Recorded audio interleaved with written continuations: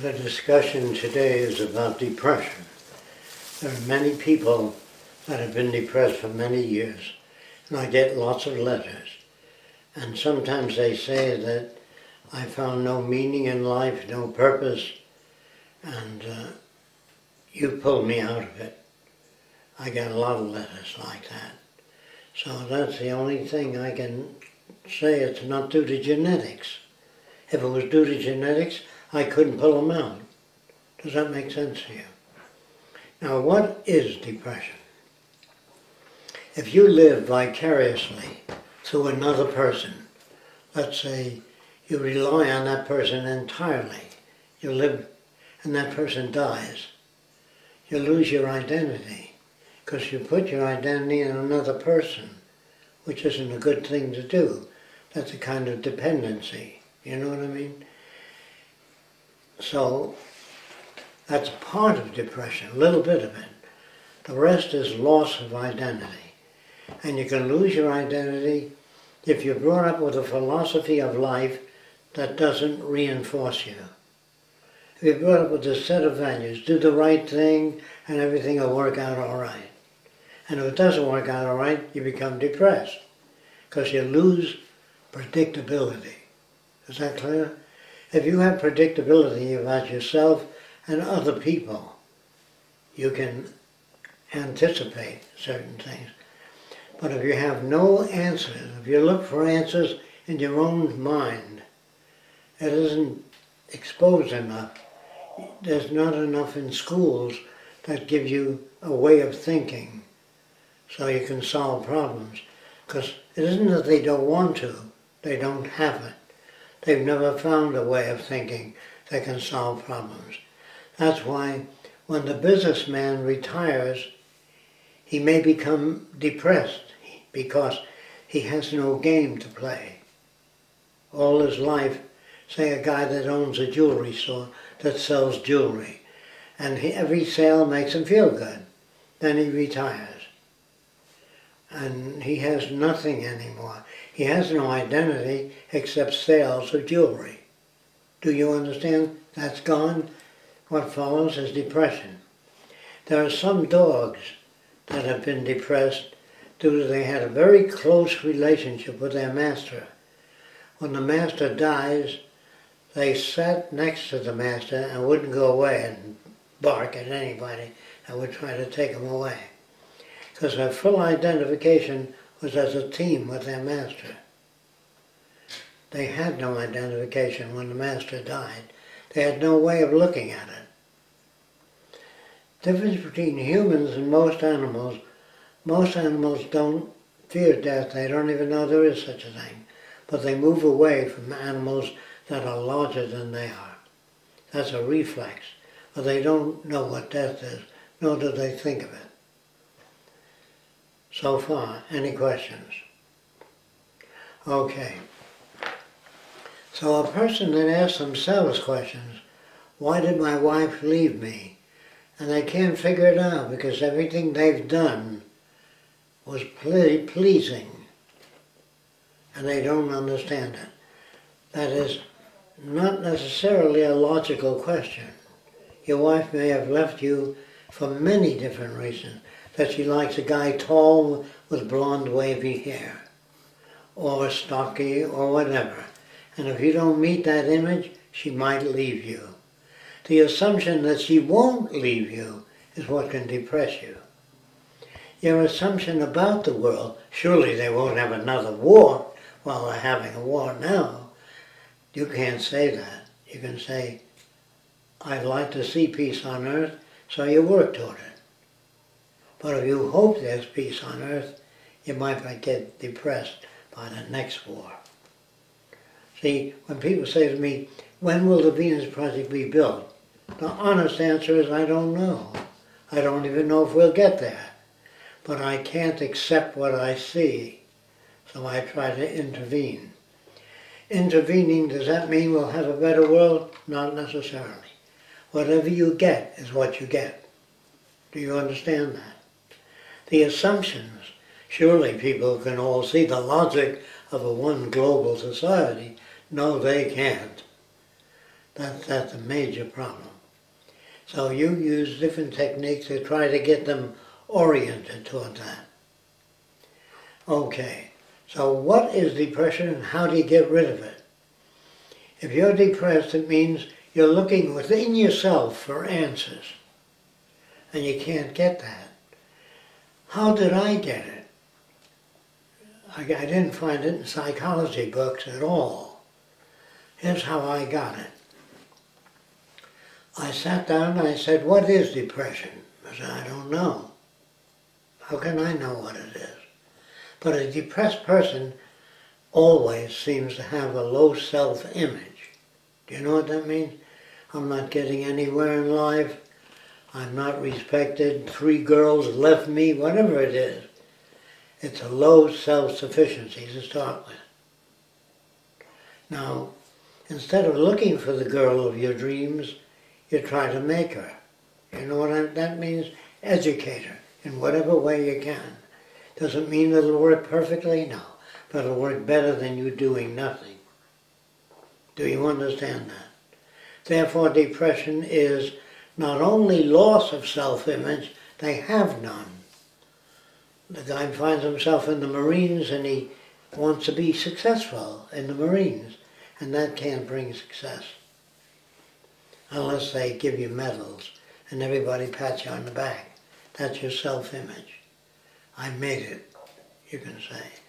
Or an actor that does a theater actor that acts before an audience, a live audience, and they applaud after. That makes him feel good. A movie, he doesn't know. If he works in a movie, he doesn't know that people are going to applaud. Do you understand that?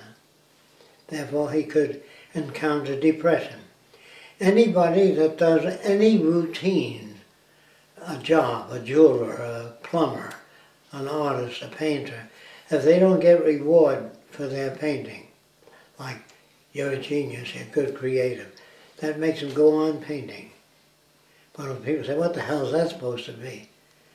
If they paint because they like to paint, that's much better if that occurs. If you go for a walk because you like to go for a walk, not because the doctor told you to go for a walk every day, at least a half hour. But if you don't do it because you want to do it, if you go out for a walk through the country and you smell the trees and you look around and you're pleased by that, do it. If it depresses you going for a walk, you have to restore the self-image. In most instances, there is no self-image. So you have to give them a self-image. You have to talk about a lot of things. But say, gee, I didn't know that water became ice suddenly. I thought it was gradually it became ice. Well, whatever it is, if you expose them to different branches of science, and they begin to find answers that satisfy them, their self-image grows. But if you make a Lutheran of a person and says, have faith in God, He'll look after you, if you put that faith in somebody you can't see or touch, it may carry you through. Because you know there's somebody up there that loves you, even though nobody does. That there is somebody up there. That helps some people. But it's not genuine help. Do you understand? Because he says to the minister, what did I do wrong? If you believe in right and wrong, you can get depressed. I must have done the wrong thing. It isn't the wrong thing that you do. It's a less valid thing that you do. It's a less appropriate thing that you do. Do you know what I mean? Not wrong. If you work on something, snap out of that depression. Have faith in yourself and confidence. Well, they might fall, gee, you sound great. But that doesn't take away the self-image. You don't take away the self-image, you add to it. You understand what that means? Whatever the person is. They only have no self-image. They don't know who they are. So they want to take, if you're in pain, that's different. I'm not talking about that. If you have a tumor growing in your lungs and you can hardly breathe, that's something else. That's not depression. That's physical disability. But if you have your health and you feel like you're learning something every day, don't ever assume that you can fix something too. You can try to fix it. I'm going to try to fix it. If that doesn't work, you come at it another way. If that doesn't work, say, I can't handle it. I need more information in that area. That's what self-confidence is. The more genuine information a person has in certain areas, people that do feel, I can't get up before 100 people and say something because I worry about whether I'll goof and they'll laugh at me, you know. Here's how you handle that. You never talk to people to win approval. You talk to people to inform. If you were in a building, you were in the hallway, and a big beam fell on fire, you can go in for the 1,000 people, say exit as fast as you can, there's a fire, and you don't feel bad about it. Because what you're saying is essential to their well-being. But when you gamble and you say, I don't believe in God at a church meeting, they can all say, what? You know, they're not going to say, how do you account for all this? They don't even do that. If they don't do that, there's no bridge. You have to build a bridge. Even a religious person, when they get a window cranking, they crank it, the window doesn't open, they take it back to the company. They need verification. When they buy something, the guy says, if you buy this window, it's hurricane proof because there's a sheet of plastic between two sheets of glass, so you can't smash it with an object.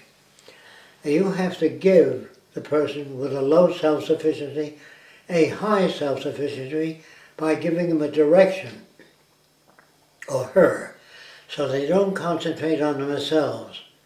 I've been working all these years and I have nothing to show for it. Did you assume that you would have something? What you have to do is engage in self-image and asking questions. Why am I depressed? Why do I feel insufficient in the crowd? Because I'm hoping the crowd will like what I say. I don't give a shit. If they believe the earth is flat and I find out it's round, I enjoy telling them it's round. If they refuse it, that's their problem, not mine. But if you feel you are unsuccessful in presenting an idea, the assumption that you will be successful is depressing. Do you understand that? That's what makes depression. When you do something and nothing happens. When you row a boat, it doesn't move. If you can get in a boat that you don't know how to use the oar and it doesn't move, you get depressed. When you pull on a string and the motor doesn't start, what the hell, you pull it on until it does start. Or you learn that you might have to change the spark plug. It might have a shorter gap or a longer gap, and you bring the gap closer together so you have a spark. If you don't know those basic things, you can kick the lawnmower. We tend to project living human characteristics into things. Sometimes if your binoculars don't work, you throw them on the couch. You know what I mean? Because you get mad at the binoculars. You give it a personality. God damn it, you should work. I paid $40 for it. That's why it should work. No, you paid $40 and it doesn't work. So you take it back. Or you leave it until you go into town again. But throwing it on the couch or the floor doesn't make it work. Sometimes, if there's a loose wire in your TV set, you kick the set and the wire, it'll go on again. And so sometimes that carries on that type of value system. I think I covered everything related to depression. It's a low self-image, or no self-image, or looking for justice. If you give them something to do that they identify with, not something that you like, something, talk to them about Venus Project, work on it, talk to other people, then they feel they're doing something. If other people don't understand them, they might feel disappointed. What they're disappointed in is their inability to make contact with other people. So it takes practice and error and mistakes. When I first walked over to Klan people, so why are you beating up the black guy? He didn't do anything to you. They just said a nigger lover from the north. They did not hear that, nor could they hear that. Do you understand? So if you talk to a depressed person and you show them what it is, so they know what's wrong with them, they don't have a self-image. How do you get a self-image? By learning new things. By learning things that take you out of the old value system.